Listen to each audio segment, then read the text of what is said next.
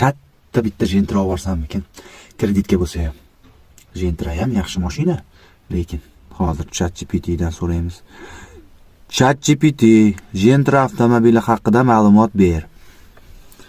Gentra mashin, bu Gentra mashin juda ham nima deydi? Paryatijni mujiklar minadigan mashin, Gentra mashin.